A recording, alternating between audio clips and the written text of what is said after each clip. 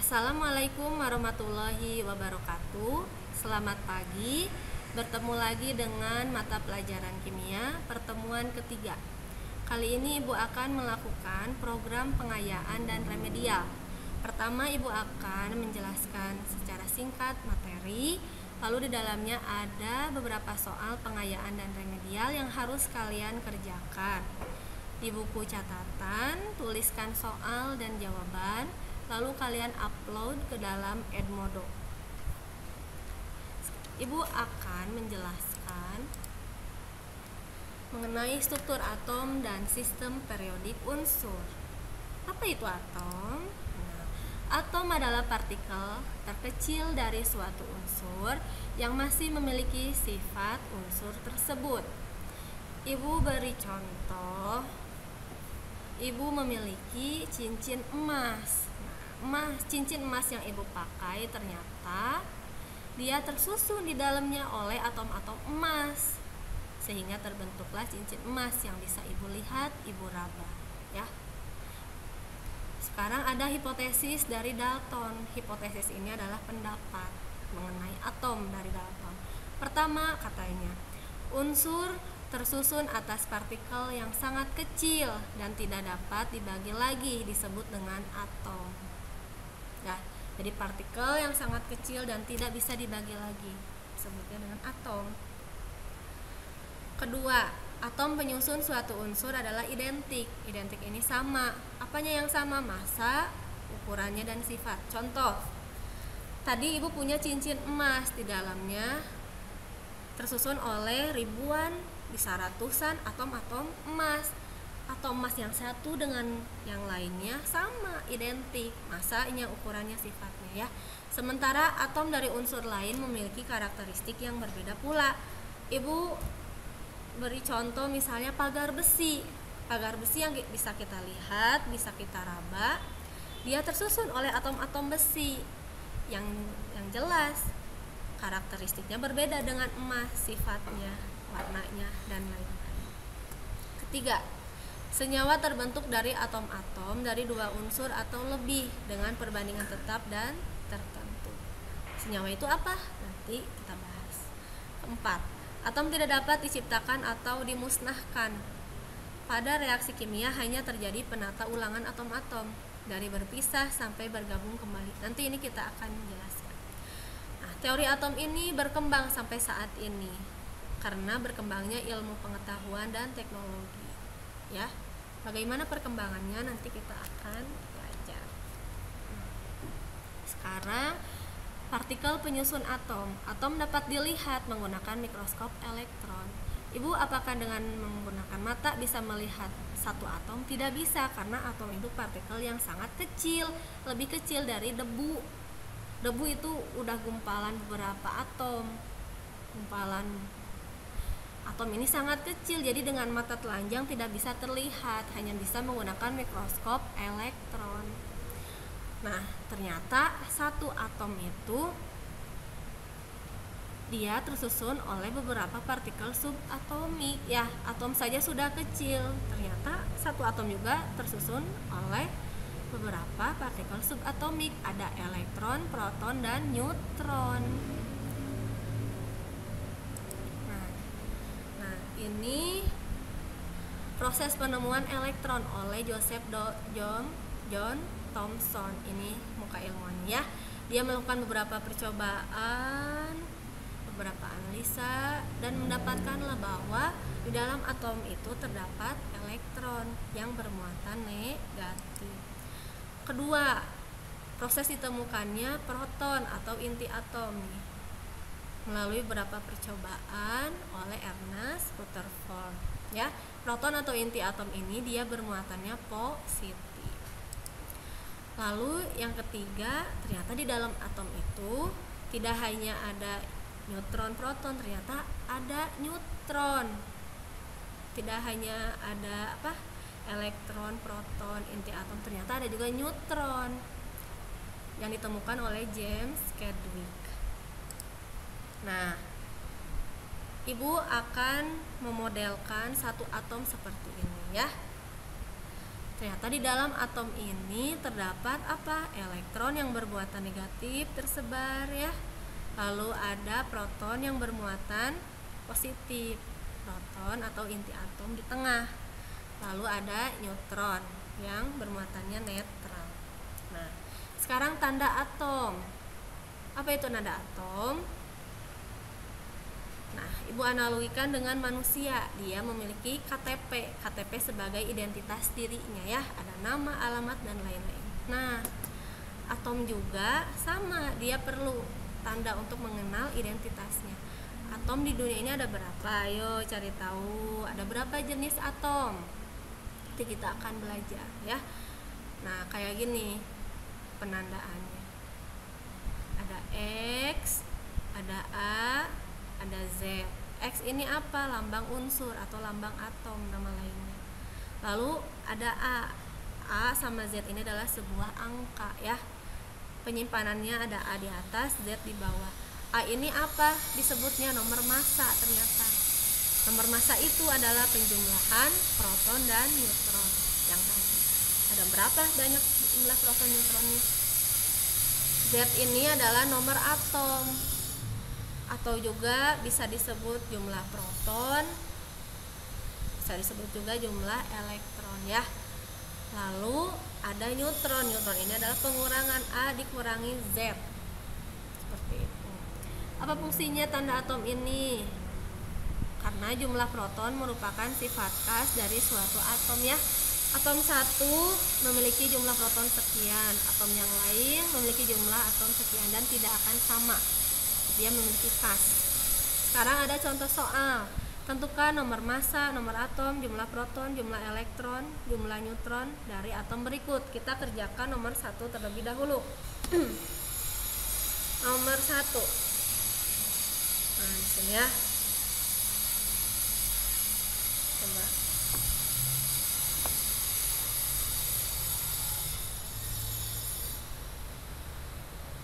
Nomor 1. Nah, terlihat. Sekarang nomor massanya berapa? Massa yang mana? Coba perhatikan. Ibu kok ini mah di atas di bawah, ini di kiri di kanan boleh penyimpanannya ya, boleh kiri kanan asal dia di atas dan di bawah. Pertanyaannya nomor massanya berapa? Yang mana nomor massa? Yang atas nih, yang A lambangnya. Berarti nomor massanya 23. Tulis. Nomor massanya 23. Lalu apa lagi? 3-nya hilang. 23. Lalu nomor atom. Yang mana nomor atomnya? 11 atau 23? 11 ya. Tuh. Nomor atom, jumlah proton, jumlah elektron yang bawah angkanya sama. Berapa? Nomor atomnya 11. Tulis.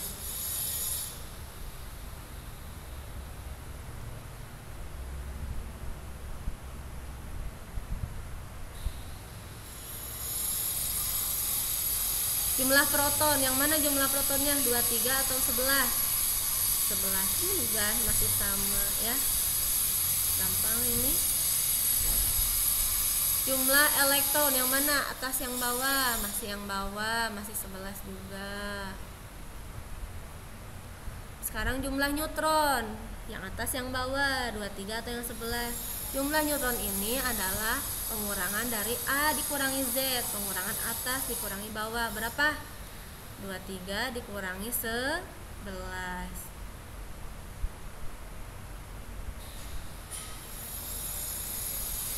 Berapa hasilnya? 12. Seperti itu bisa ya menentukan nomor massa, nomor atom, jumlah proton, jumlah elektron, jumlah neutron. Sekarang ada nomor 2. Nah, berapa nih? Ada Na plus, ada plusnya, ada minnya. Apa arti plus min? Nih, plus dan minus ini dia berpengaruh hanya terhadap elektron.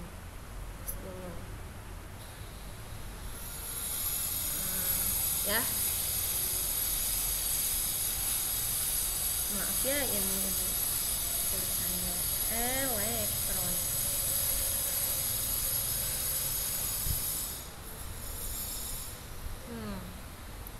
Jadi masih sama tuh, nomor masanya sama berapa?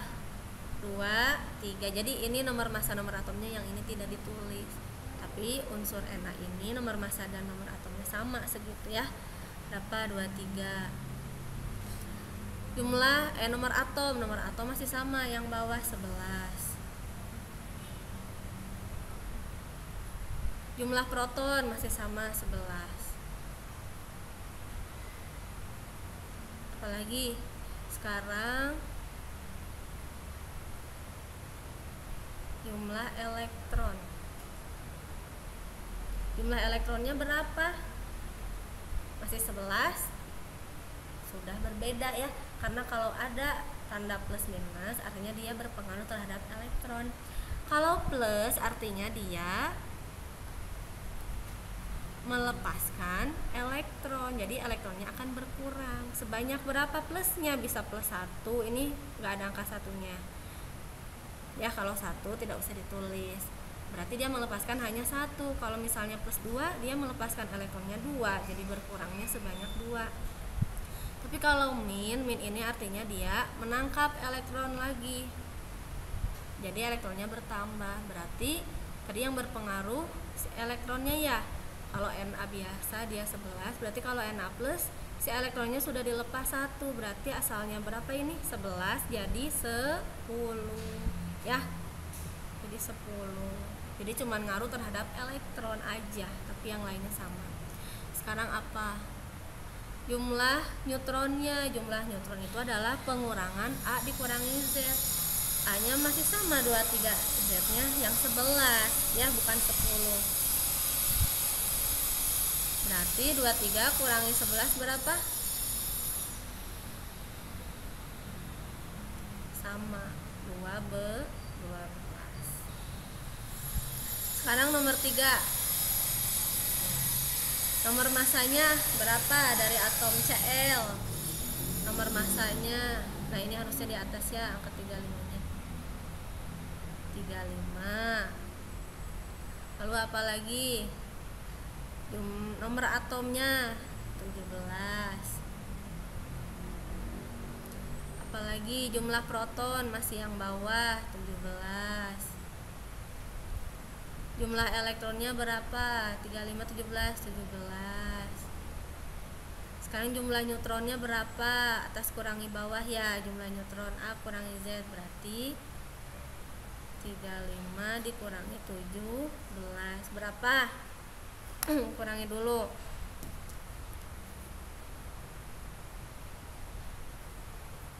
35 dikurangi 17, 20.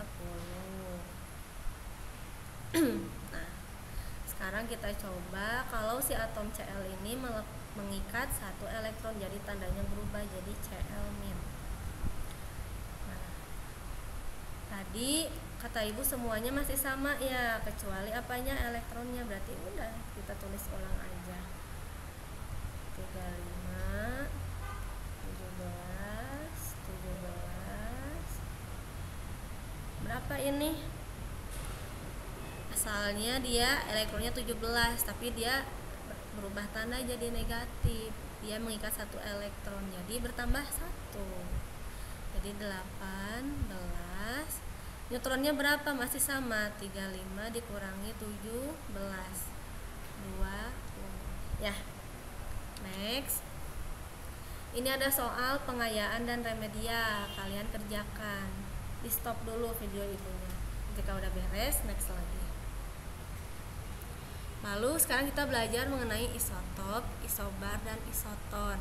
Apa itu isotop? Adalah dia unsur yang sama, memiliki nomor atom yang sama, tetapi nomor massanya yang berbeda. Contoh di bawah ini ada 3 jenis. Sama ketiganya adalah unsurnya H. Unsur sama H, hidrogen, hidrogen, hidrogen. Dia memiliki nomor atom yang sama, nomor atom di bawah ya. Tuh, 1. Ini berapa? 1. Ini 1. Dan memiliki nomor massa yang berbeda. Massa yang di atas ya, berapa angkanya? Ini 1, ini 2, ini 3. Inilah yang disebut dengan isotop ya. unsur yang sama, beberapa unsur yang sama, memiliki nomor atom yang sama, memiliki nomor massa yang berbeda. Sekarang yang disebut isobar yang apa? Isobar itu cirinya unsurnya berbeda nih, ada beberapa unsur berbeda. Unsurnya berbeda, lalu nomor atomnya beda. Ini tidak terlihat ya. Berarti angka yang di bawahnya dia berbeda-beda dan nomor massanya yang sama. Ya. Lalu ada isoton. Isoton dia unsurnya berbeda nih, Fe, Ni, Ce, Se. Nomor atomnya berbeda, di bawahnya beda-beda, 26, 27, 32, 34. Jumlah neutronnya sama ya, atas dikurangi bawah sama, atas dikurangi bawah sama. Ini ciri isoton. Ini yang isobar, berarti ini unsurnya harusnya berbeda-beda, tapi ini hak semua ya. Berarti nanti ketika menganalisis isobar, unsurnya harus berbeda, nomor atomnya berbeda, nomor massanya sama. Lalu kita ke perkembangan model atom. Nah, tadi kata ibu, atom itu dia berkembang dengan berkembangnya teknologi. Sampai saat ini ada berapa perkembangannya? Ternyata ada dari model atom Dalton, lalu diperbaiki menjadi model atom Thomson, model atom Rutherford, lalu menjadi model atom Niels Bohr, dan terakhir model atom mekanika kuantum. Pertama, teori atom Dalton. Menurut Dalton, atom itu adalah materi yang tersusun dari partikel-partikel terkecil. Yang tadi ya disebut juga model atom Dalton itu model bola pejal. Ya, seperti bola bowling tuh, pejal sampai dalam. Pejal. Kedua, model atom Thomson. Kata dia atom berbentuk bulat dengan muatan listrik positif yang tersebar merata dan dinetralkan oleh elektron-elektron yang berada di antara muatan positif. Contohnya model roti kismis. Jadi dalam roti, di tengahnya dia ada muatan positif si inti atom ya, si elektronnya tersebar merata. Jadi luar dalam tersebar elektronnya. Model atom ketiga, dia dari model atom Rutherford. Katanya atom tersusun dari inti atom bermuatan positif nih, inti di tengah bermuatan positif, dikelilingi oleh elektron-elektron yang bermuatan negatif. Tapi modelnya ternyata model planet mengelilingi matahari ya. Di planet dia mengelilingi matahari. Si elektron-elektron ini dia tidak diam tapi bergetar dan bergerak. Lalu yang keempat nih, perkembangan model atom Bohr. Model atom Bohr ini diibaratkan seperti lapisan bawang ya. Di tengahnya ada inti atom, lalu di sini ada elektron-elektronnya dalam lapisan-lapisan atau kulit. Elektron mengelilingi inti atom pada lintasan tertentu yang disebut orbit atau kulit elektron atau tingkatan energi. Ya, jadi si elektronnya dia tidak tersebar di mana saja tapi di dalam lintasan sini. Jadi di dalam sini elektron-elektron. Jadi model ini seperti kulit bawang. Kedua, si elektron tadi kata ibu dia bergetar dan bergerak mengelilingi. Tidak hanya itu, dia bisa berpindah juga dari satu kulit ke kulit yang lain. Bisa keluar, bisa ke dalam dengan memancarkan energi. Nih, di sini ya, energi. Ketiga, lintasan elektron atau kulit elektron yang dekat dengan inti diberi lambang KLMN nih. Berarti yang paling dekat dengan inti dia lintasannya atau kulit K ya, di sini kulit K. Ini kulit K, ini kulit L, M, dan seterusnya. Tiap kulit elektron hanya bisa ditempati oleh maksimal 2N. Ini harusnya 2N pangkat 2. Dan N adalah nomor kulit atau konfigurasi elektron. Nanti kita akan belajar ya. Ibu beri contoh dulu. Di kulit pertama, berarti di kulit K ya. Ini kulit pertama. Berarti N-nya 1.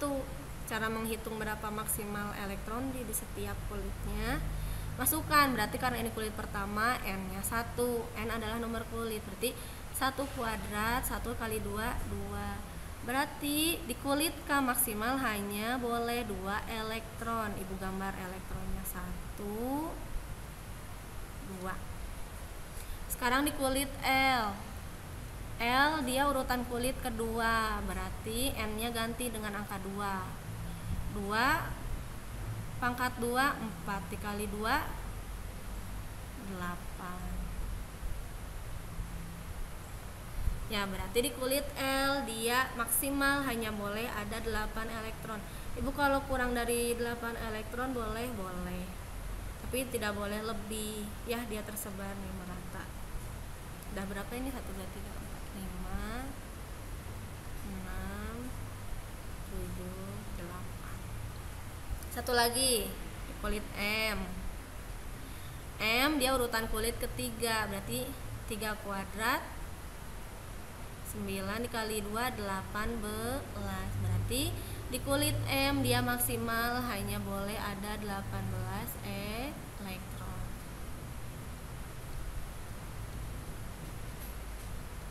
7, 8, 9, 10, 11, 12, 13, 14, 16, 17, 18. Ya, dan seterusnya. Tiap atom berbeda.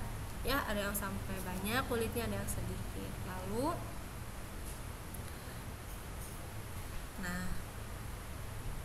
konfigurasi elektron terluar disebut elektron valensi. Ya, jadi elektron yang paling terakhir disebutnya adalah elektron valensi.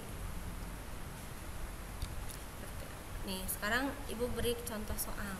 Konfigurasikan unsur tersebut menggunakan konfigurasi Bohr dan gambar model atomnya. Ya. Nah, sekarang kita konfigurasikan menggunakan rumus model atom Bohr. Apa rumusnya? 2n kuadrat. Ya. Berarti konfigurasi yang pertama berapa tadi? 2.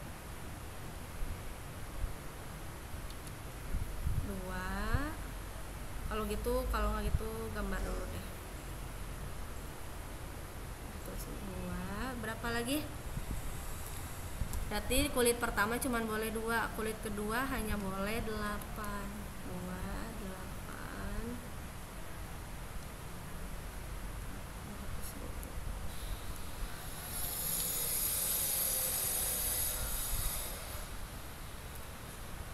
2, 8.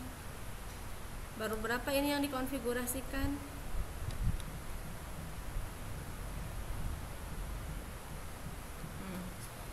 Dia nomor atomnya ada 12 Mg magnesium.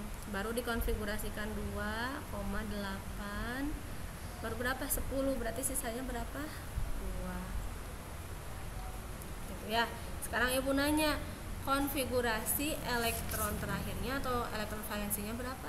Ya udah lihat ini, setelah dikonfigurasikan yang terakhirnya siapa? Angka 2. Berarti inilah yang disebut dengan elektron valensi atau disingkat dengan I. Ya, ini bisa. Sekarang selain dikonfigurasikan, digambar. Gimana Bu cara ngegambarnya? Seperti ini.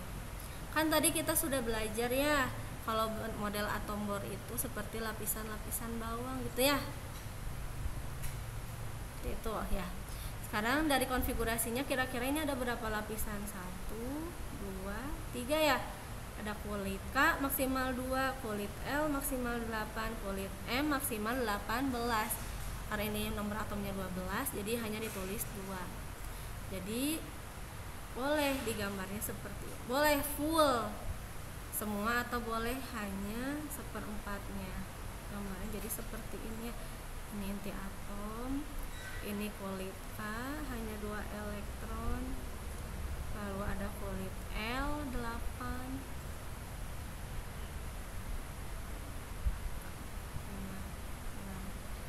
7, 8 L,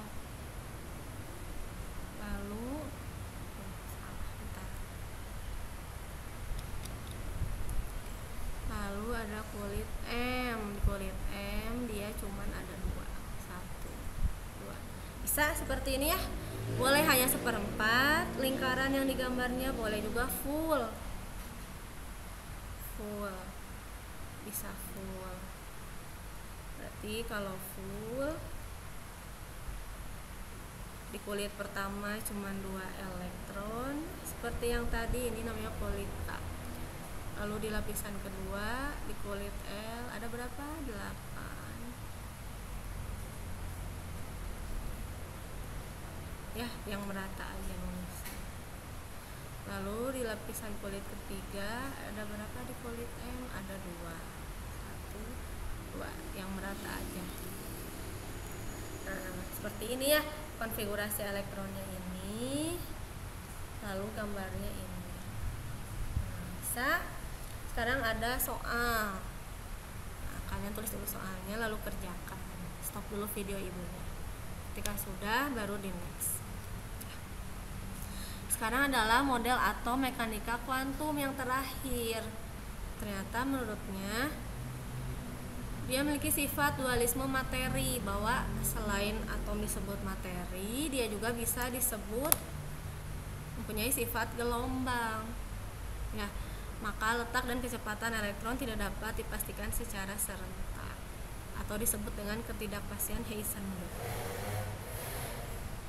Sekarang persamaan gelombang Schrödinger. Jadi model atom mekanika kuantum ini ditemukan oleh Schrödinger. Ini penemunya mendeskripsikan bentuk ruang dan energi yang memungkinkan dari gerakan elektron, ini disebut dengan orbital. Nanti ibu jelaskan. Orbital itu apa ibu? Ruangan 3 dimensi, tingkat energi dari suatu ruangan yang mempunyai peluang terbesar atau disebut boleh jadian menemukan elektron di sekitar inti atom. Gambarnya seperti yang mana tadi? Nah, gambarnya kayak gini. Nah, kalau ini dari siapa ini? Dari Bohr ya, disebutnya kulit-kulit atau disebutnya orbit. Nah, ibu kalau mekanika kuantum seperti apa model atomnya? Nah, inti atom. Lalu, jadi kalau di mekanika kuantum itu udah nggak ada lintasan, tapi ini elektron. Lalu ada lagi titik-titik, ini adalah dia elektron. Disebutnya ini orbital. Bentuknya seperti ini, yang atau gambarnya ada. Nah, seperti ini ya. Ini sebutnya orbital. Jadi bedanya yang ini namanya orbit kulit, yang ini mah orbital. Daerah kebolehjadian menemukan elektron. Jadi ini tuh yang titik-titik tuh elektron semuanya ya. Di manakah elektron terakhir tersimpan? Di mana coba? Nah, coba kalau ini elektron terakhirnya siapa? 2 ya, yang disebut elektron valensi. Berarti dari gambar ini elektron paling luar adalah ini yang 2 tadi, 1, 2. Berarti kita tahu tuh elektron terakhirnya ada di lintasan paling terakhir. Kalau di model atom mekanika kuantum, di manakah di atom terakhir terletak?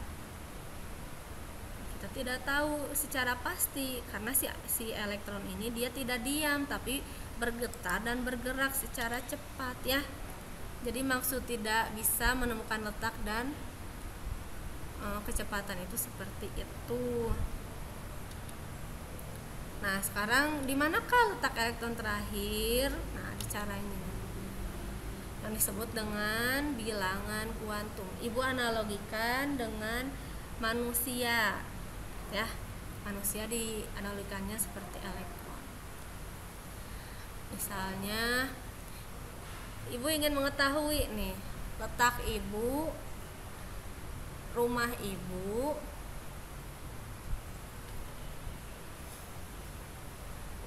misalnya dianalogikan dengan manusia misalnya ya. Ibu punya rumah.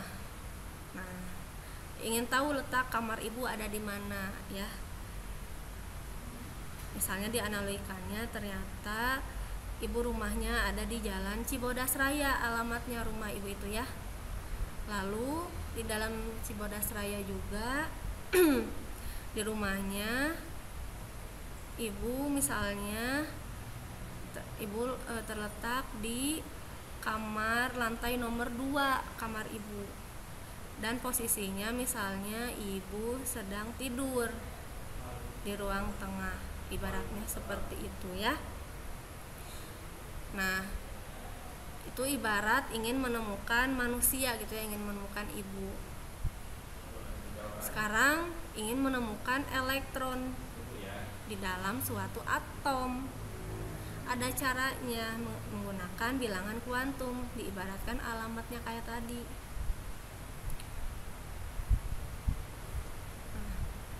Kalau kita ingin mengetahui elektron terakhir, ada caranya. Pertama, bilangan kuantum utama, lambangnya N. Maksudnya apa ini? Menentukan besarnya tingkat energi dari suatu elektron, mencirikan ukuran orbital. Semakin besar N, semakin jauh letak orbital dari inti atom. Atau ini bisa juga disebut nih, berarti ini orbital ke 1 ya, ini kedua, ini ketiga tuh. Berarti semakin besar N, semakin jauh letak elektron dari inti ya. Berarti kalau misalnya N nya nomor 3, berarti dia semakin jauh dari inti atom. Lalu kedua ada bilangan kuantum azimut atau momentum sudut. Dia memberikan informasi tentang bentuk molekul dan sebagai penanda terhadap jenis subkulit. Ya, nilai L sama dengan 0 menambahkan subkulit sharp, maka lambangnya S. L1 melambangkan subkulit prinsipal. L lambangnya 3 menambahkan subkulit diffuse. L sama dengan 3 melambangkan subkulit fundamental. Apa itu orbital? Orbital adalah daerah kebolehjadian menemukan elektron ini ya. Ternyata di dalam orbital ini masih ada suborbital yang disebut dengan ini. Ada S, P, D, E. Seperti tadi ya, di rumah ibu, ternyata ibu tuh diemnya masih ada lagi di ruang-ruangan. Jadi S, P, D, E. Jadi ini orbital yang disebut dengan daerah kebolehjadian menemukan elektron. Ternyata di dalam orbital masih ada suborbital, ada orbital S, ada orbital P, S, P, D sama F ya.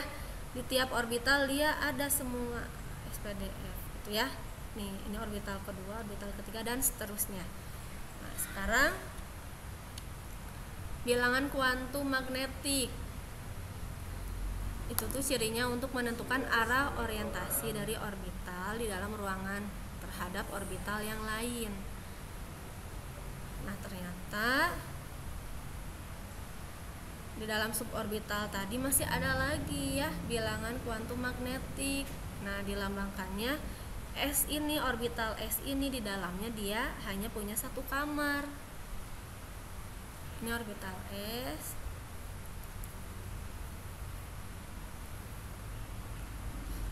Ternyata orbital P dia punya 3 kamar, orbital D punya 5 kamar, orbital F punya 7 kamar. Ya, berarti kalau kita lihat ke gambar ini, nah ternyata bentuknya ini si S ini dia punya berapa kamar tadi? 1. SP berapa? 3. D5, F 7 kamar. Jadi kita tuh akan mencari si elektron itu letaknya di mana. Sekarang ada bilangan kuantum keempat ya, cara menemukan elektron yang keempat yang disebut bilangan kuantum spin. Cirinya apa? Elektron mengelilingi inti berputar pada sumbunya dengan arah yang berbeda. Elektron berputar searah dengan jarum jam, maka nilainya plus setengah.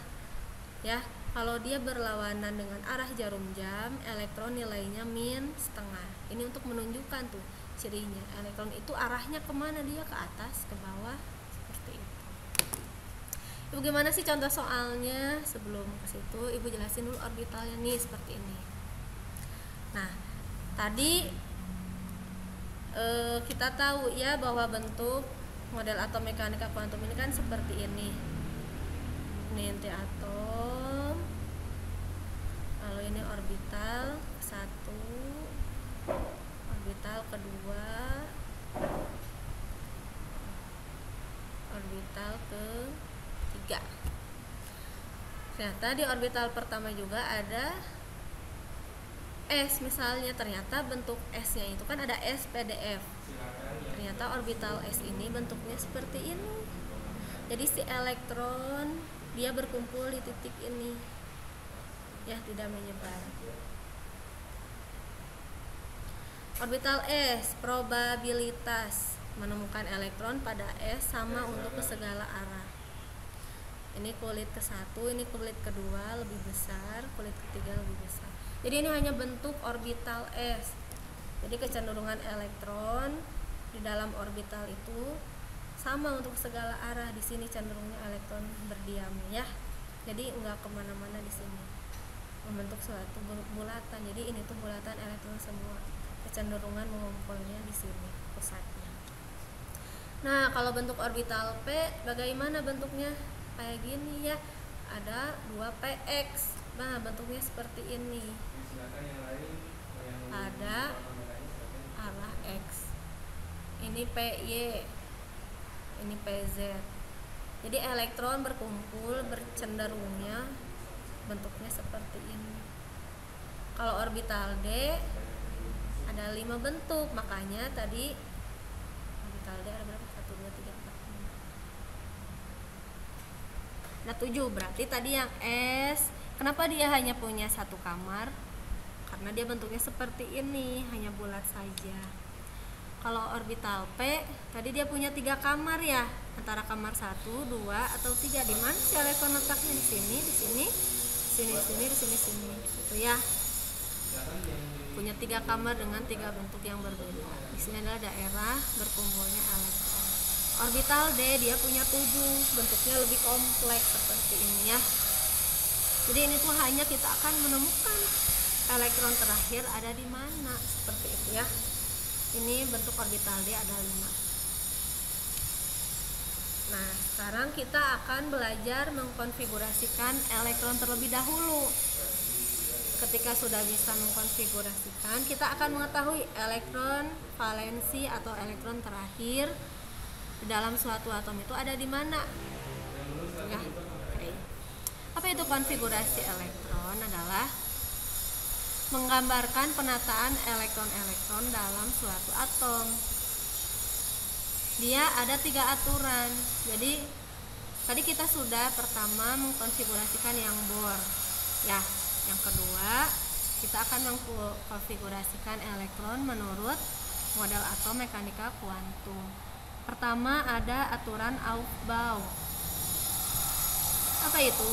Elektron mempunyai kecenderungan untuk menempati subkulit yang tingkat energinya terendah ya. Nah, kita tahu ya tadi ada orbital S, P, D, F. Nah, ini hanya untuk memudahkan kita dalam menghafalkan urutannya ya. Nih ada tanda panah. Jadi dalam mengkonfigurasikan, tulis dulu nih yang panah pertama berarti 1S dulu yang harus kita tulis ya. Lalu apa? 2S, panahnya ke sini. Apa lagi? 2P, 3S, kemana lagi panahnya nih? 3P, 4S, kemana lagi? 3D, 4P, dan seterusnya ya. Nah, ini adalah cara mengkonfigurasikan elektron menurut Aufbau.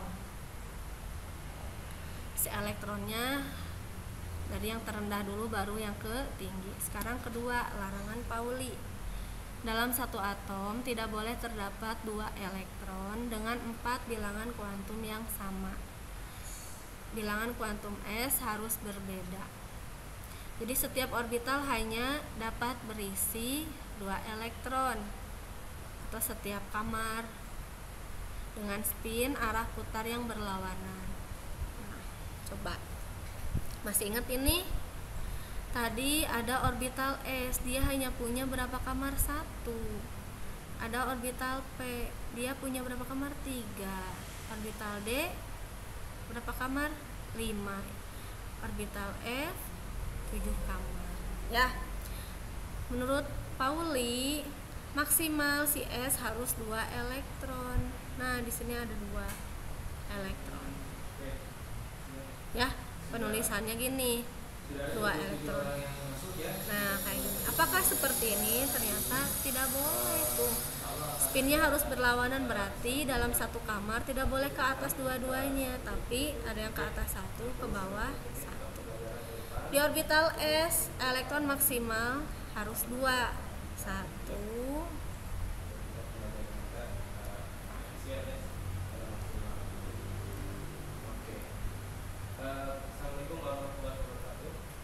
Nggak bisa dihapus. 1, 2. Selamat siang anak-anak. 1, gini ya, 2. Sekarang di orbital P ada 6 elektron maksimalnya. Gimana Bu cara penulisannya? 1. Ini dari yang terendah dulu ya, dari sini, jangan di tengah dulu nulisnya, jangan di sini nulisnya dulu. 1, lalu ke pinggir 2, 3. Nah, sudah 1 semua penuh sampai ujung, balik lagi ke depan. 4, 5, 6. Di orbital P maksimal ada 6 elektron. Ini melambangkan elektron ya, angka panas setengah ini.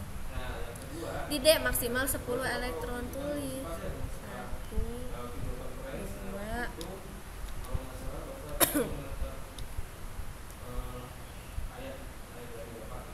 3, 4, 5. Setelah 1 masing-masing kamar sampai ujung, balik lagi ke depan dan arahnya berlawanan, tadi ke atas sekarang ke bawah. 6, 7, 7, 8, 9, 10. Nah, di orbital F masing-masing 7 kali 2 ada 14 elektron ya. 1, 3, 4, 5, 6, 7, 8, 9, 10, 11, 12, 13, 14, seperti itu. Lalu aturan Hun yang ketiga.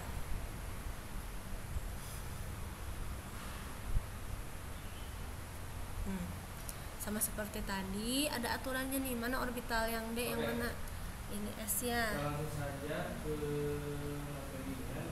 Ini S, ini P, ini D, ini F. Mana orbital D? Khusus aturan Han. Dalam orbital D dia hanya boleh terisi setengah penuh, berarti berapa elektron? 5, seperti ini.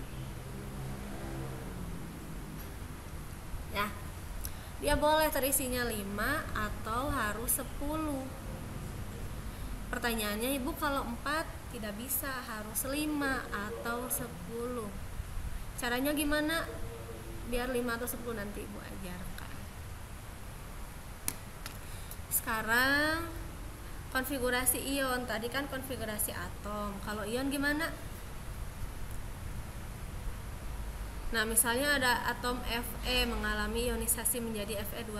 Sama ya seperti tadi, kalau plus artinya dia melepas elektron atau elektronnya berkurang.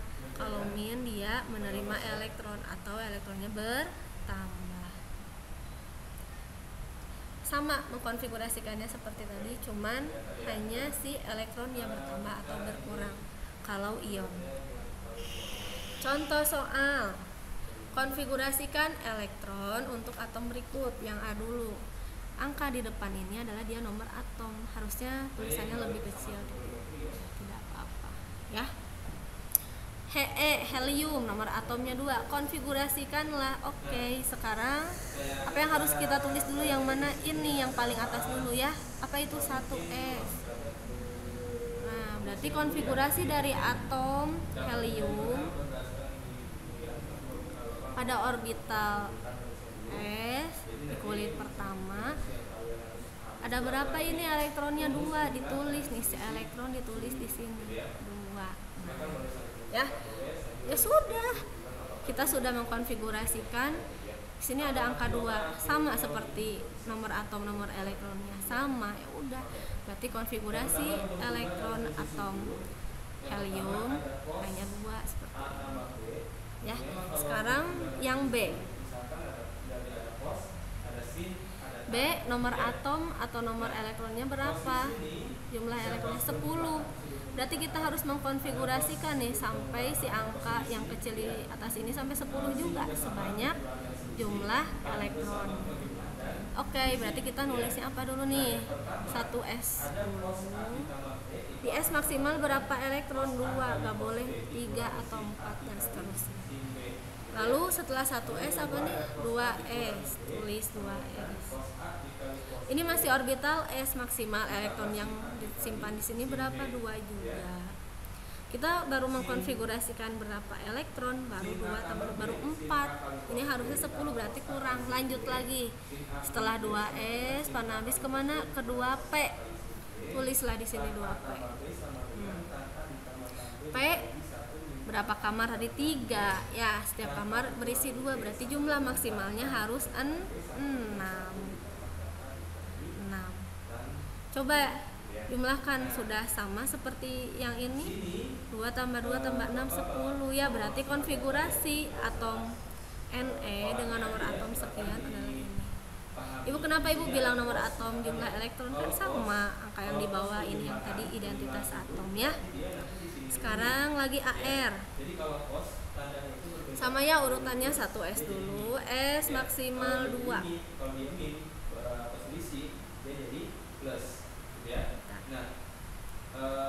Ini apa namanya itu sama dengan atau rumusnya cos. Nah, udah S apa? 2S.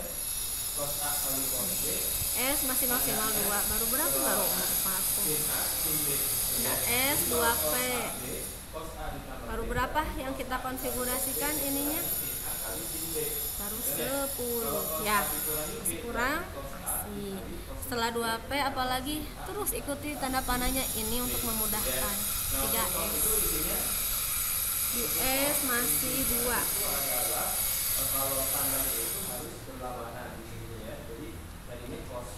Lalu baru berapa nih? 12. Setelah 3S apa? Sini 3P.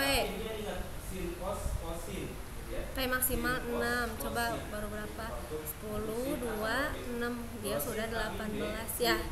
Berarti inilah konfigurasi dari atom AR dengan nomor atom atau jumlah elektron 18. Bisa. Jadi ini menggambarkan orbital. Ada orbital S dengan bentuk tadi, P dengan bentuk tadi, D dengan bentuk tadi, F dengan bentuknya.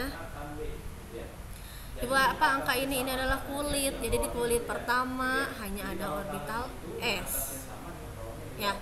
Di kulit kedua ada orbital S, 2S dan 2P. Jadi yang angka di depan ini dia adalah nomor kulit. Kalau angka 3 berarti dia orbital S ini ada di kulit nomor 3. Seperti itu ya. Sekarang lagi yang D. Nah, ini 18, ini 19. Ibu tulis ulang yang atas ya.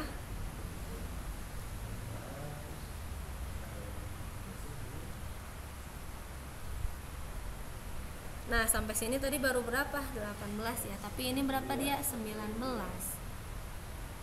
Berarti sesudah 3P apalagi? Lihat ke sini.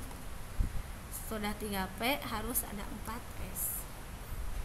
4S berapa? S maksimal 2. Berarti kalau kurang dari 2 boleh. Nah, coba ini kurang berapa? Baru 10. 6, baru 18. Harus 19. Berarti dia kurang 1. Seperti itu ya. Jadi ini adalah konfigurasi elektron dari atom K dengan nomor atom atau jumlah elektronnya 19.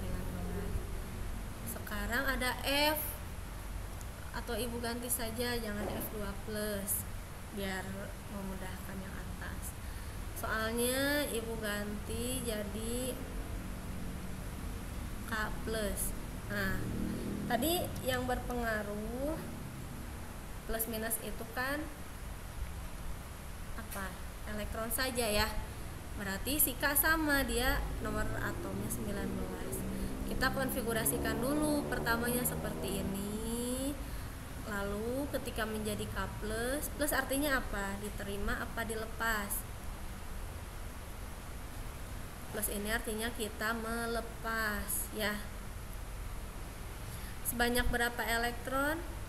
1 elektron, karena di sini tidak ada angka satunya, artinya hanya 1 elektron. Tapi kalau dia dilepasnya 2 elektron, ada di sini angka 2 plus 2, berarti elektron yang dia lepasnya 2. Tapi kalau tidak ada angka sama sekali, artinya ini 1 ya. Jadi dilepas 1, mana elektron yang dilepas itu adalah elektron terluar, elektron valensi. Berapa di sini? 1, berarti ini udah habis 1. Tuh, udah otomatis sama orbitalnya udah hilang karena dia udah dilepas 1. Berarti hasilnya adalah 1. Bentar, salah. 1s2, 2s2, 2p6, 3s2, 3p6. Udah sampai sini ya. Jadi hanya gini. Kalau si K dengan nomor atom 19 sampai sini. Tapi kalau dia melepas 1, ya udah, hapus aja 1 elektron, jadi tinggal segini. Sekarang Cl itu dia nomor atomnya 17. Gitu ya. Tapi ini yang ditanyakan konfigurasi elektron Cl-. Sama langkah pertama, konfigurasikan dulu Cl yang aslinya sampai 17. Oke, kita konfigurasikan. 1s2 terus 2s2 terus 2p6 terus 3s2. Udah berapa nih? 10 baru 12 baru 3p berapa? 5 ya, biar totalnya 17. 10 17. Nah, ini konfigurasi atom Cl doang. Tapi sekarang ingin jadi Cl-. Kalau Cl-, min artinya apa? Kalau plus dia melepas, berarti kalau min dia menangkap. Menangkap berapa elektron? 1. Ini untuk Cl doang, ini Cl-. Ya, di sini min. Berarti dia hanya menangkap 1 elektron, berarti elektronnya hanya bertambah 1. Kalau min 2, berarti mengikat 2 elektron. Min 3 mengikat 3 elektron. Karena cuma min doang, berarti dia hanya mengikat 1 elektron. Berarti ditambahin, ada nambah lagi 1, berarti jadi tinggal berapa? Bertambah 1. Jadi 6. Boleh nggak 6? Boleh, kan di P maksimal 6 elektron. Jadi hasilnya 1s2, 2s2, 2p6, 3s2, 3p6. Ini ya hasilnya. Kalau ini tadi dilepas 1 ya. Dah. Sekarang ada contoh soal bilangan kuantum. Dengan menerapkan aturan Aufbau, larangan Pauli, dan aturan Hahn yang tadi, tentukan harga keempat bilangan kuantum dari atom Fe dengan nomor atom atau jumlah elektron 26 dan Fe2+ setelah dia melepas 2 elektron. Oke, kita kerjakan nomor 1.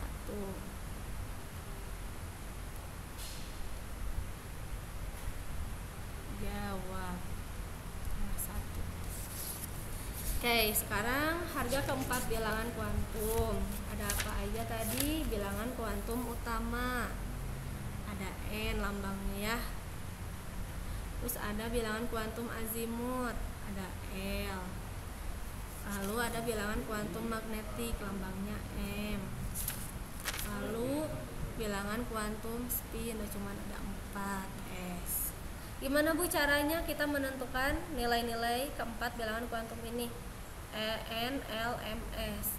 Sama, kita harus mengkonfigurasikan terlebih dahulu. Kita konfigurasikan dulu. Eva ini besi, dia punya nomor atom 26. Ayo konfigurasikan. Berapa? 1s2, 2s2, terus kemana lagi? Ke 2p baru 3s, 2p6, 3s2, kemana lagi setelah 3s2? 3P ke 4S. 3P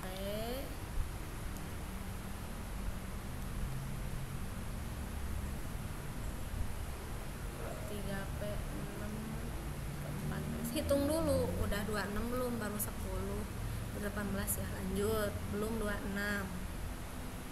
Udah 4S, kemana lagi? Ke 3D. D berapa maksimalnya? D punya 5 kamar, setiap kamar berisi 2, berarti maksimalnya 10. Tapi di sini elektron yang harus dikonfigurasikan hanya 26. Coba udah berapa nih? 10, 20, 30 kelebihan ya. Berarti jangan 10. Maksimal 10. Berapa sisanya? Ini dia 10, 20, berarti ya udah kita tulis 6.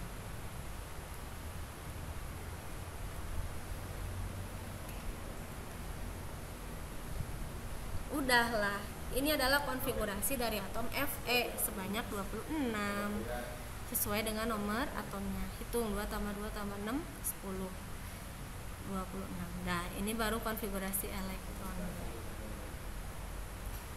Ya, ini apa? D-nya hilang. 3D. Nah, Ibu, bagaimana cara kita menentukan keempat bilangan kuantum atau alamat untuk menemukan elektron terakhir? Yang mana pakai orbitalnya yang paling terakhir? Kan kita akan menemukan elektron terluar, elektron terakhir, elektron valensi. Ambil satu orbital yang paling akhir, berarti ini yang mana? Ini, tandain.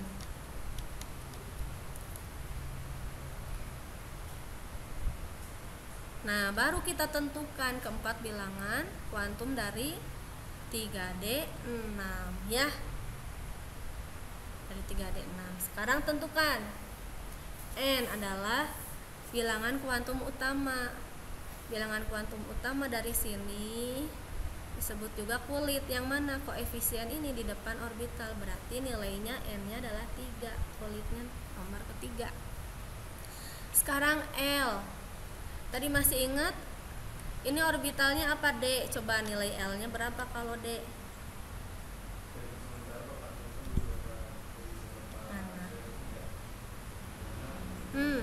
Ternyata nilai D ini nilainya 2. Udah, tulis aja 2. Ya. Sekarang M, bilangan kuantum magnetik dari D. Ingat tidak kalau D, kalau magnetik itu kan yang kamar-kamar yang kotak. D punya berapa kamar? 5. Kita gambar 5 kamar. 1, 2, 3, 5 kamar. Ya.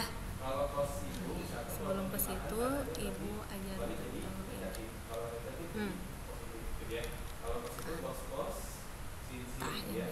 Setiap kamar dia memiliki nilai ya. Kalau kamarnya 1 udah nilai cuma 0 di sini ya. Kalau kamarnya 3 berarti di tengahnya 0, di sininya berapa? Plus 1.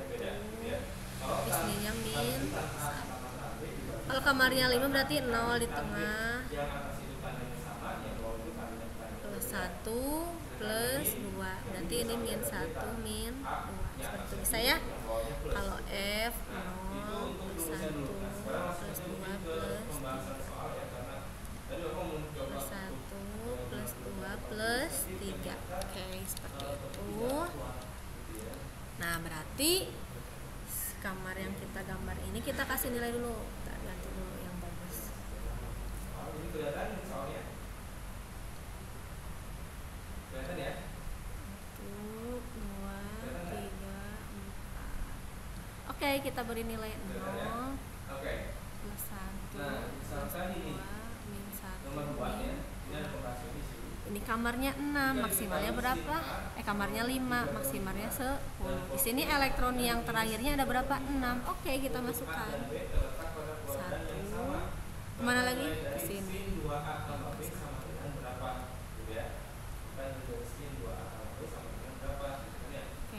1, 2,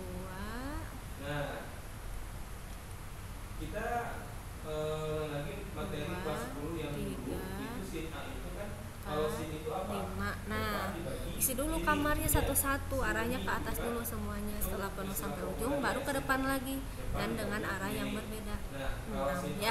1 2 3 4 5 6. Yang terakhir berakhir di kamar dengan nilai berapa? -2. Berarti si M-nya nilainya -2. Gampang? S. Lihat, elektron terakhir tadi yang mana ini ya? Lihat, S-nya ke atas atau ke bawah?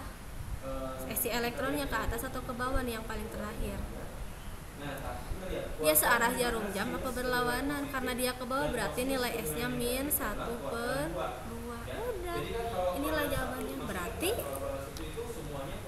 kita bisa tahu di mana elektron terakhir berada dalam suatu atom dengan belajar keempat bilangan kuantum ini, atau yang disebut dengan alamat untuk menemukan elektron terakhir. Tuh berarti elektron terakhir itu ada di sini. N-nya 3, L-nya 2, M-nya -2, S-nya -1/2.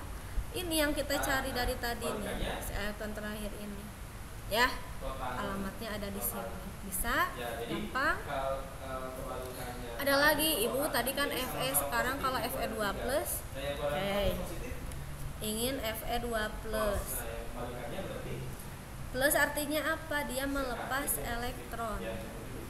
Jadi berkurang sebanyak berapa ini plusnya 2. Ya udah, ini tinggal dikurangi 2. Tulis ulang. Ternyata yang positif itu negatif, gitu kan? Nah, karena berbeda berarti ini 3D asalnya 6 dilepaskan 2 jadi Fe2+. Ini kan atom yang sama. Jadi tinggal 4. Berarti yang akan kita cari keempat bilangan kuantumnya dari orbital terakhir. Oke, kita cari N, L, M, S. N berapa ini nomor kulitnya? Nomor 3, tulis 3. kalau sinus bergelombang positif, kosinus bergelombang negatif adalah kuadrat 2. Nah, jadi Ya. terletak di kuadrat. L-nya apa? Masih sama D ya? Nah, D nilainya 2. dengan menggunakan pendekatan M. tiga siku-siku, M, orbital D masih sama ruangannya di 5. sini kan ada 3 dan 5 ya. Kalau depan sama miring itu 2, misalkan salah satu 3, atau salah 2 sisinya itu ada yang diketahui. Ini kan misalkan depan Kita miring, tulis berarti angkanya. sisi 0 panjang sisi plus 1 3 dan 5. plus 2 Nah, berarti salah satunya itu apa? 4 gitu ya. plus 1 Karena dari triple Pythagoras plus 2. 3, 4, dan 5 gitu ya. Itu yang soal teknis. Wow. Dan ngomongin lagi ya kita selesai ya. Lalu Dia akan ini sendiri, mati sendiri. masukkan jumlah elektronnya di sini jadi berapa? Tadi asalnya 6 jadi 4, ya udah masukin.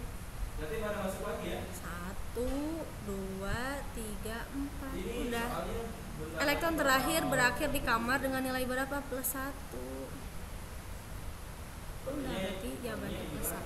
Sekarang S, lihat. Elektron terakhir tadi dia arahnya ke atas ke bawah. Kalau ke atas dia nilainya +1/2. Nah, inilah jawabannya. Bisa? Karena keterbatasan waktu. Gampang ya ini? Nah, ini kerjakan soal pengayaan dan remedial. Dah, di stop dulu, baru dilanjut.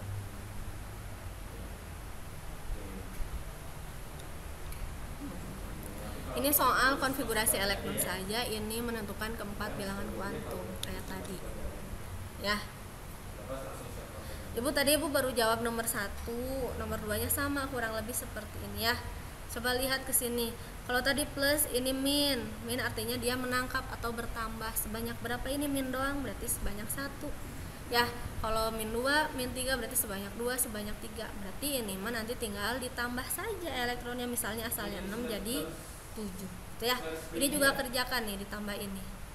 17 Cl dan Cl min. Ditambah soalnya sama yang ini.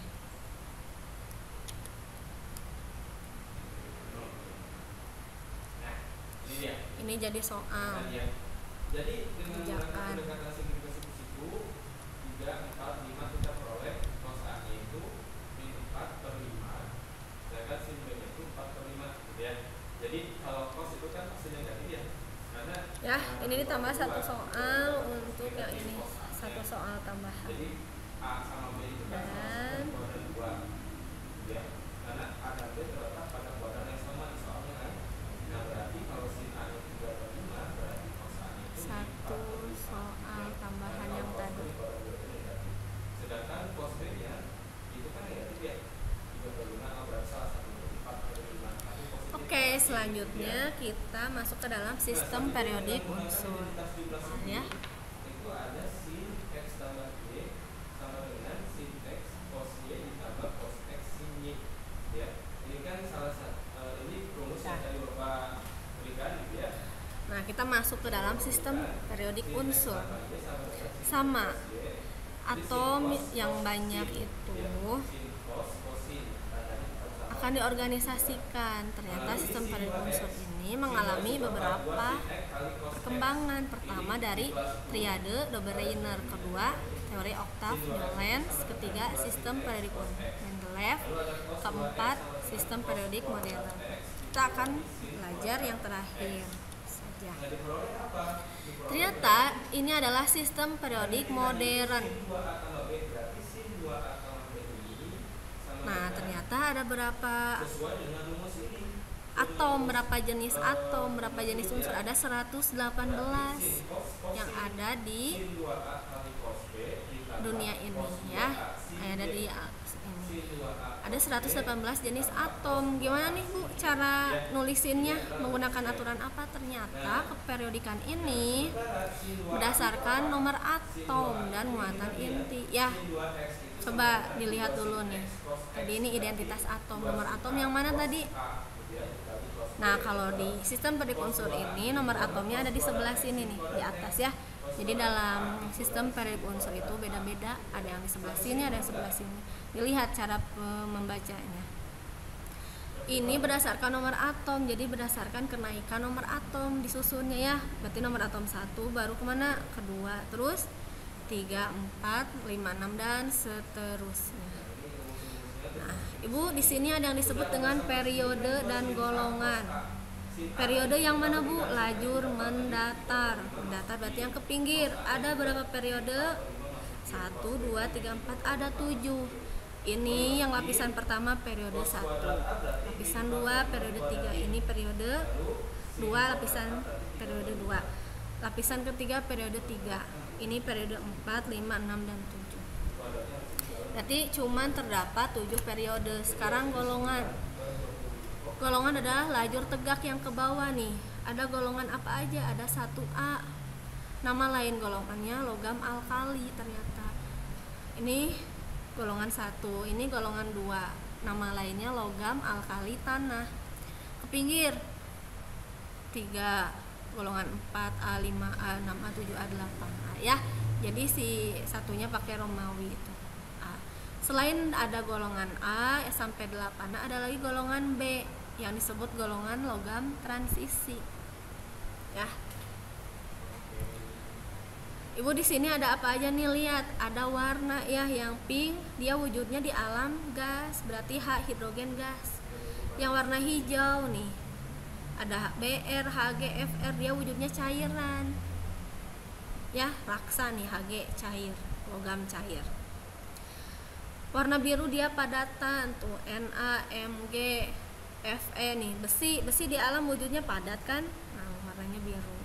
Ini menandakan itu. Kalau kuning dia buatan, berarti artinya atom yang ya. Ada warna ini abu-abu, dia semi logam nih, B, Si, Geas, Sb, Te, Pa. Ya. Jadi di sini dalam sistem periodik unsur diberitahukan apa saja wujud, identitas atom, ya, golongan, periode. Nah, ini nama lain yang tadi.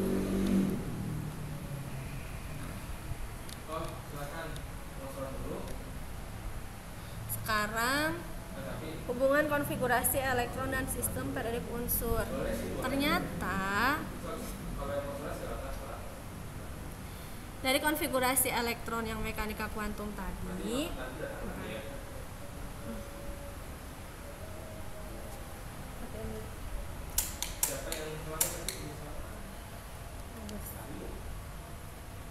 sebentar ya.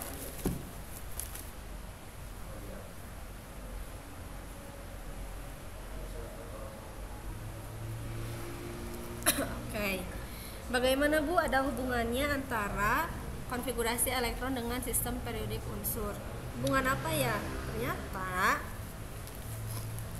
konfigurasi elektron tadi bisa menentukan letak si unsur tersebut dalam sistem periodik unsur ini ada di mana. Tuh ya, bentar. Ibu sudah hampir. Mohon maaf. Lanjut. Nah, lalu gimana caranya si atom tersebut dikonfigurasikan seperti biasa? Lalu ditentukan golongan dan periodenya. Ya. Golongan tadi ada golongan A dan golongan B, ternyata setelah dikonfigurasikan orbital terakhirnya S, berarti dia masuk golongan A. Kalau orbital terakhirnya P, dia masuk orbital SP, dia masuk orbital A. Kalau setelah dikonfigurasikan dan orbital terakhirnya SD, dia masuk golongan B, ya. Kalau periodenya gimana, Bu? Yang mana? Periodenya bisa dilihat dari angka dalam orbital. Contohnya nih, setelah dikonfigurasikan ternyata terakhirnya seperti ini orbitalnya. Tuh, ada orbital S sama P, berarti dia masuk golongan apa tadi? SP yang terakhir nih, golongan A, berarti dia golongan A. Terus ini periodenya berapa nih? Yang angka sebelum orbital ini disebutnya koefisien, itu adalah periode. Tuh, jika koefisiennya sama maka itulah periodenya ya. Kalau angkanya di sini 3, di sini 3, berarti periodenya periode ke-3. Tapi jika koefisiennya beda, pilih angka terbesar. Ini kan beda 4 sama 3 ya. Pilih 4, berarti koefisiennya adalah di periode ke-4. Sekarang ada contoh soal, kita kerjakan. Tentukan apa ini? Tentukan ini soalnya yang ini nomor ini dulu. Ini nomor 1, berarti ini nomor 2. Tentukan letak atom Na dengan nomor atom 11 dalam sistem periodik unsur.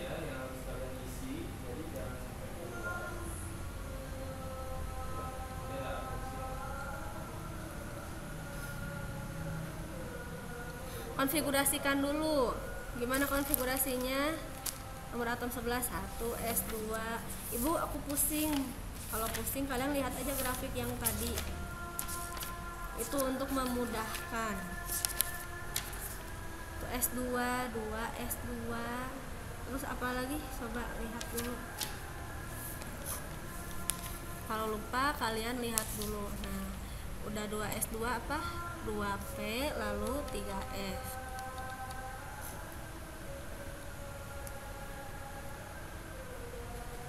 2P 6,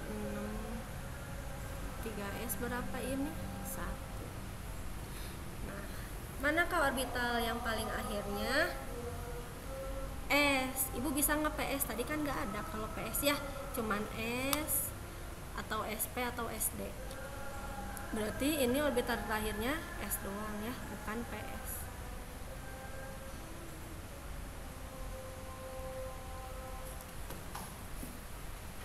Tuh. Nah, sekarang kita tentukan golongan.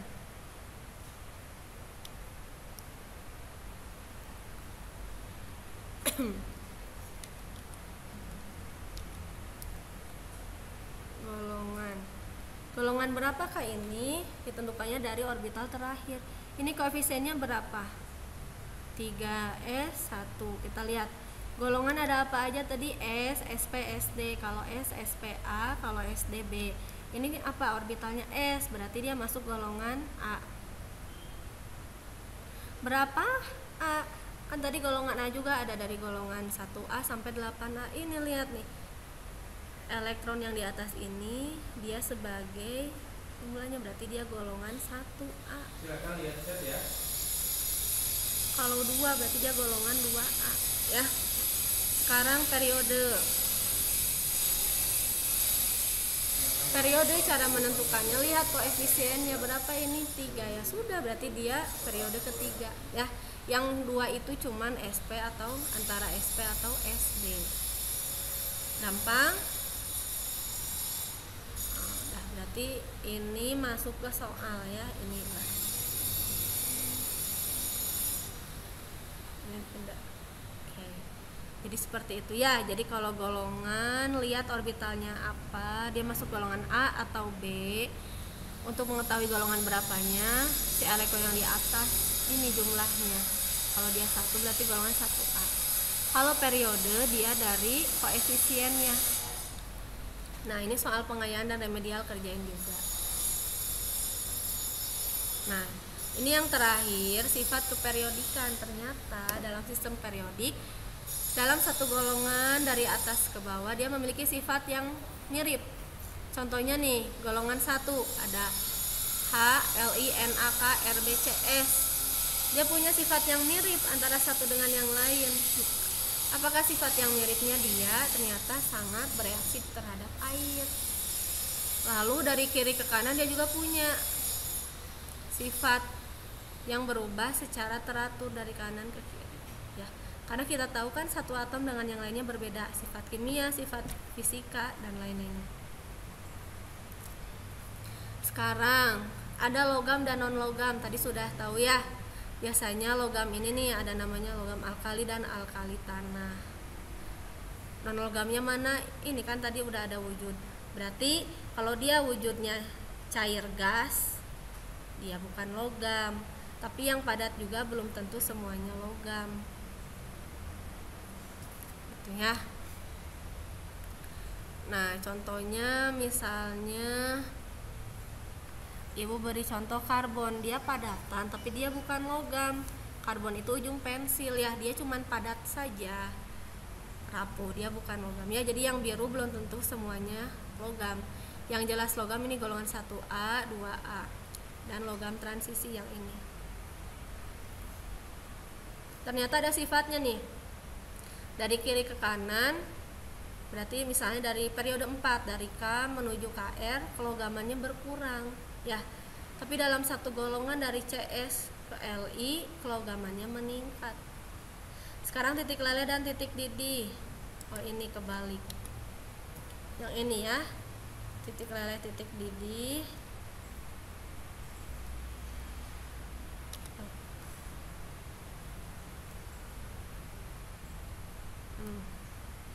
Yang ini, jari-jari yang ini kebalik, nyimpan fotonya. Titik leleh, titik didih, ternyata untuk logam dari atas ke bawah itu titik leleh dan titik didihnya semakin rendah. Tapi kalau untuk non logam, biasanya non logam di sebelah kanan yang ini. Ini dia dari atas ke bawah tuh makin tinggi titik didih dan titik lelehnya. Kalau ini dia golongan ini petaloid, setengah logam setengah bukan. BSI, GEAS, SBT, EPO, AT. Lalu titik leleh dan titik didih kalau dilihat dari periode kiri ke kanan dia naik teratur lalu turun nih, contohnya yang ini ya. Ini untuk memberitahu grafik titik leleh dan titik didih dari kiri ke kanan seperti ini, naik turun. Sekarang jari-jari atom. Nah, seperti manusia dianalogikan, ada yang kurus, ada yang gendut. Atom pun sama ya, ada yang kecil, ada yang besar diameternya, jari-jarinya ya. Ternyata dari kiri ke kanan tuh, ini Li ke Ne, makin pendek jari-jari, jadi semakin kecil atomnya. Tetapi dari atas ke bawah, misalnya dari Li ke CS, dia makin panjang jari-jari, makin besar. Itu untuk jari-jari. Sekarang sifat keperiodikan selanjutnya yang keempat adalah energi ionisasi. Apa itu? Energi yang diperlukan untuk melepaskan sebuah elektron. Kita tahu tadi ya, yang plus, yang minus. Untuk atom, dari atom biasa menjadi ion yang bermuatan menjadi Na+, dia butuh energi atau melepaskan energi. Contohnya energi ionisasi, energi yang diperlukan untuk melepaskan. Dari atom Na menjadi Na+, dia melepaskan satu elektron. Ya, plus artinya melepas satu elektron. Dia membutuhkan energi 495,9 kJ per mol satuannya. Seperti itu ya. Contohnya misalnya kita mau jalan, kita membutuhkan energi, kita misalnya makan. Nah, sama seperti afinitas elektron, energi yang dilepas untuk mengikat sebuah elektron. Dari Cl menjadi Cl-, artinya dia mengikat satu elektron. Dia harus melepaskan energi terlebih dahulu sebesar 352,4 kJ ya. Tiap atom berbeda-beda membutuhkan dan melepas energinya, tergantung jenis atom. Seperti itu. Sekarang ada keelektronegatifan, adalah kecenderungan atom menarik elektron untuk membentuk ikatan bersama. Biasanya keelektronegatifan yang paling tinggi di sebelah kanan, golongan 7F Cl Bri aktif. Ini akan dipelajari lebih lanjut di bab selanjutnya ya. Nah, cukup sekian dari Ibu. Silahkan kerjakan soal remedial dan pengayaannya. Lalu ketika sudah selesai diupload ke dalam Edmodo ya. Jika nanti misalnya nilai PTS-nya kecil, Ibu akan tambahkan, ataupun misalnya yang diremed ketika sudah dikerjakan dan hasilnya bagus, Ibu akan tuntaskan. Ketika nilai PTS-nya sudah tuntas, Ibu akan tambahkan, seperti itu ya. Jangan lupa bagi yang belum tugas ke-1, ke-2 ataupun PTS, Ibu tunggu. Sekian dari Ibu. Wassalamualaikum warahmatullahi wabarakatuh.